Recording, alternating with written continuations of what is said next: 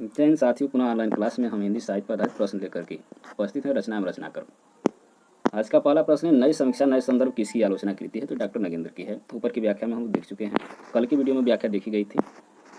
अब यहाँ पे अप्रवासी यात्राएं नामक कृति की रचनाकर हैं, तो ये हैं डॉक्टर नगेंद्र। ये भी इसके पहले वाली वीडियो में सब व्याख्या हो चुका है। फिर यहाँ पे सुमित्रानंद पंत नामक ग्रंथ की लेखक हैं, तो ये भी हैं डॉक्टर नगेंद्र। डॉक्टर नगेंद्र आलोचक हैं, तो किस प्रकार के आलोचक हैं? तो ये है रसवादी। डॉक्टर नगेंद्र रसवादी आलोचक हैं। रस सिद्धांत में रस की सांगोपांग विवेचना करते हुए उन्होंने इसे पुनः प्रतिष्ठित करने की का पांडित्यपूर्ण प्रयास किया है। रसवाद पर जितना एकांतिक आग्रह डॉक्टर नगेंद्र जी का दिखाई पड़ता है, उतना अन्य किसी आलोचक की नहीं। प्रश्न है, यदि कहा जाए कि शब्द सागर की उपयोगिता सर्वांगपूर्णता का श्रेय पंडित रामचंद्र शुक्ल को प्राप्त है, तो इसमें कोई अत्युक्त नहीं होगी।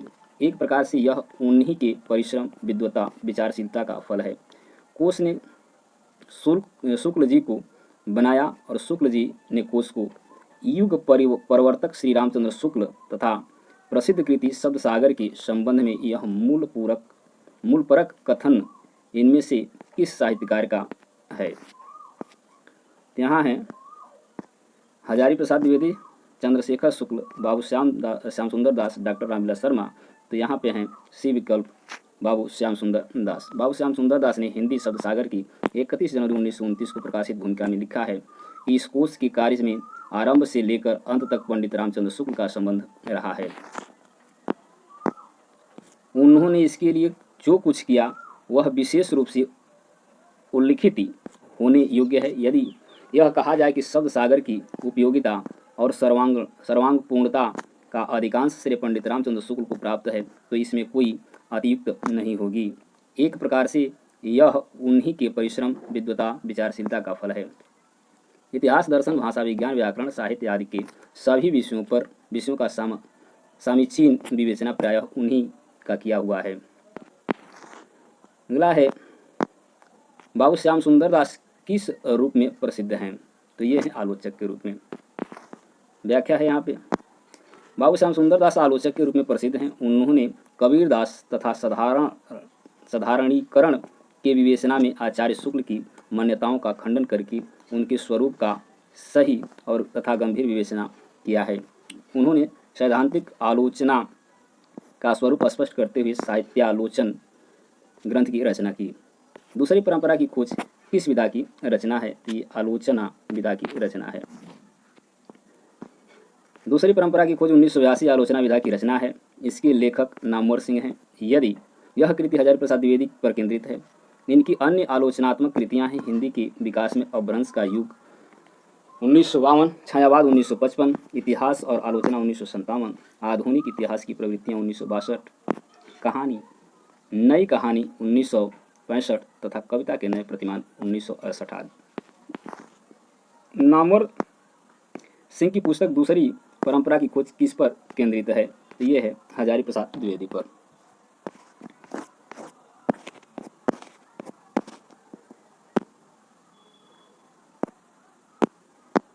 दूसरी परंपरा की खोज के लेखक हैं तो नामवर सिंह है, सी विकल्प सही है। ऊपर की व्याख्या में हम लोग देख चुके हैं।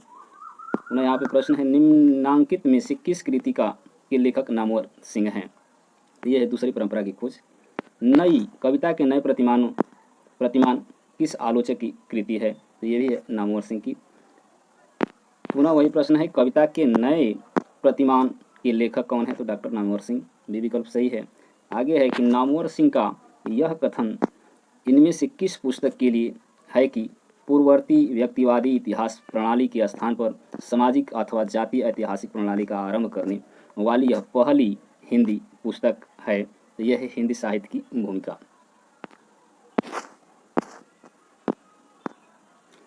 व्याख्या है, नामवर सिंह ने हजारी प्रसाद द्विवेदी द्वारा रचित पुस्तक हिंदी साहित्य की भूमिका के लिए कहा है, व्यक्तिवादी इतिहास प्रणाली के स्थान पर सामाजिक तथा जातीय ऐतिहासिक प्रणाली का आरंभ करने वाली यह पहली पुस्तक है। नामवर सिंह ने जोर देकर कहा है कि हिंदी साहित्य के अध्ययन के लिए द्वंद्वात्मक प्रणाली से काम लेना चाहिए और इस प्रणाली का सही उपयोग भौतिकवादी दृष्टिकोण से ही हो सकता है। नामवर सिंह ने हजारी प्रसाद द्विवेदी की पुस्तक हिंदी साहित्य की भूमिका के बारे में लिखा है। यह पुस्तक नवीन युग की भूमिका बनकर प्रकाश में आई। प्रगतिवाद किसकी कृति है? तो ये है शिवदान सिंह चौहान की। प्रगतिवादी एवं साहित्यिक समस्याएं शिवदान सिंह चौहान की रचनाएं हैं, जबकि डॉक्टर विलास शर्मा ने प्रगतिशील साहित्य की समस्याएं, हंसराज रहबर ने प्रगतिवाद पुनर्मूल्यांकन, अमृत राय ने साहित्य में संयुक्त मोर्चा नामक पुस्तकें लिखी हैं। अगला प्रश्न है, निम्नलिखित में किसने हिंदी साहित्य का इतिहास नहीं लिखा है? तो डॉक्टर नगेंद्र ने नहीं लिखा है। उपयुक्त में से डॉक्टर नगेंद्र हिंदी साहित्य का इतिहास नहीं लिखा है। वस्तुतः डॉक्टर नगेंद्र ने प्रधान संपादक के तौर पर 1973 में डॉक्टर हरदयाल के संपादकत्व में हिंदी साहित्य का इतिहास प्रकाशित कराया। इस ग्रंथ को लिखने वालों का विवरण इस प्रकार है। डॉक्टर नागेंद्र, भूमिका भागीरथी मिश्रा, भोलानाथ तिवारी। विवरण है, ये सब लिखने वाले हैं। भोलानाथ तिवारी, गणेशपत चंद्र गुप्त, राम गोपाल शर्मा, दिनेश आचार्य, परशुराम चतुर्वेदी, तारकनाथ बली, त्रिलोकनाथ दीक्षित, विजयेंद्र स्नातक, मनमोहन गौतम, डॉक्टर महेंद्र कुमार, डॉक्टर प्रेम प्रकाश गौतम, भागीरथी मिश्रा हैं, मनोहर लाल गौड़ हैं, अम्बा प्रसाद सुमन, डॉक्टर बच्चन सिंह, सुरेंद्र चंद्र गुप्त, रामचंद्र तिवारी, ओम प्रकाश सिंगल, उमाकांत गोयल, डॉक्टर रामदर्शी मिश्र, बाबूलाल गोस्वामी, डॉक्टर हरदयाल, महंत चतुर्वेदी, श्री प्रेमचंद चंदोला और ये हैं कृष्णदत्त पालीवाल। हिंदी साहित्य का इतिहास दर्शन के लेखक हैं। यहाँ ये विवादित है और इसमें सभी लोग हैं। व्याख्या में देख लेते हैं, व्याख्या में पता चल जाएगा। एक से अधिक विकल्प होने पर विवादित हो जाता है। अब देखिए, व्याख्या दिया गया है, हिंदी साहित्य इतिहास दर्शन के लेखक डॉक्टर नलिन विलोचन शर्मा हैं, जबकि हिंदी साहित्य इतिहास दर्शन शीर्षक से किसी ने भी पुस्तक नहीं लिखा है। मतलब यहाँ पे साहित्य का इतिहास दर्शन, हिंदी साहित्य का इतिहास दर्शन शीर्षक से कोई लिखा नहीं गया है। अर्थात इस अनुसार ये लग रहा है कि प्रश्न में ही दिक्कत है। हिंदी साहित्य का इतिहास यानी हिंदी साहित्य का इतिहास दर्शन कोई किताब नहीं, पुस्तक नहीं लिखी गई है। लिखी गई है तो केवल साहित्यिक का इतिहास दर्शन, वो भी लिखने वाले हैं नलिनी विलोचन शर्मा।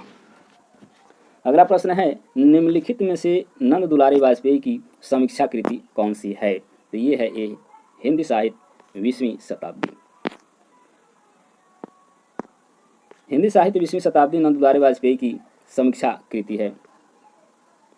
अगला प्रश्न, निम्नलिखित में से किस ग्रंथ के लेखक रामविलास शर्मा हैं? तो ये हैं भारत में अंग्रेजी राज मार्क्सवाद। डॉक्टर रामविलास शर्मा आधुनिक हिंदी साहित्य के सुप्रसिद्ध आलोचक, निबंधकार, विचारक एवं कवि थे। इन्होंने निराला पर एक आलोचनात्मक लेख इसी नाम से लिखा। निराला की साहित्य साधना 3 भागों में 1969, 72 और 76 भी इनकी एक आलोचनात्मक कृति है। डॉक्टर विलास शर्मा की प्रमुख कृतियां हैं गांधी, अम्बेडकर, लोहिया, भारतीय इतिहास की समस्याएं, भारतीय संस्कृति और हिंदी प्रदेश, महावीर प्रसाद द्विवेदी, हिंदी नवजागरण, पश्चिमी एशिया और ऋग्वेद, नई कविता और अस्तित्ववाद, भारतेंदु युग और हिंदी भाषा की विकास परंपरा, भारत में अंग्रेजी राज और मार्क्सवाद, भारतीय साहित्य, हिंदी जाति के साहित्य की अवधारणा, भारतेंदु युग, भारत की प्राचीन भाषा, परिवार और हिंदी आदि, प्रेमचंद्र और उनका युग, परंपरा का मूल्यांकन, निराला की साहित्य साधना, भाषा और समाज, भाषा, साहित्य और संस्कृत इनकी प्रमुख आलोचनात्मक ग्रंथ है। निराला की साहित्य साधना आलोचना कृति के कितने भाग हैं? तो 3 भाग हैं, ऊपर की व्याख्या में हम लोग देख चुके हैं। अगला प्रश्न है, इनमें से किस ग्रंथ के लेखक रामविलास शर्मा है? हिंदी साहित्य की भूमिका, निराला, आत्महंता, आस्था, उसके बाद है मध्यकालीन बोध का स्वरूप और भारत में अंग्रेजी राज और मार्क्सवाद। अभी व्याख्या में हम लोग देखे हैं, यानी डी विकल्प सही है। निम्नलिखित में से किस कृति के लेखक रामविलास शर्मा हैं? तो ये है भाषा और समाज, डी विकल्प सही है। भाषा और समाज पुस्तक के लेखक कौन हैं? तो अभी हमने पढ़ा रामविलास शर्मा हैं। राम महावीर प्रसाद द्विवेदी और हिंदी नवजागरण की लेखक कौन हैं? तो रामविलास शर्मा हैं। महावीर प्रसाद द्विवेदी और हिंदी नवजागरण कृति के लेखक कौन हैं? तो ये हैं डॉक्टर रामविलास शर्मा। भारतीय युग और हिंदी भाषा का विकास परंपरा की लेखक कौन हैं? तो ये हैं रामविलास शर्मा। अगला प्रश्न है, निम्नलिखित में से किस ग्रंथ के लेखक रामविलास शर्मा नहीं है? तो अभी हम लोग देखें भाषा और समाज है, ये नई कविता से, तो ये भी है। अब अगला पृष्ठ अगले प्रश्न पर यहाँ से हम प्रारंभ करेंगे। याद रखिएगा ये प्रश्न संख्या को 349 से, सॉरी 349 नहीं है, ये 359, ये अधूरा है विकल्प, अगले पृष्ठ पर है प्रश्न, इस कुछ विकल्प हैं, तो अगले पृष्ठ पर चलेंगे अगले वीडियो में। तब तक के लिए धन्यवाद। वीडियो को शेयर करें, लाइक करें, आप पूरा वीडियो को देखें, तभी इसका आनंद आएगा, तभी इसका ज्ञान आपको भरपूर मिल सकता है।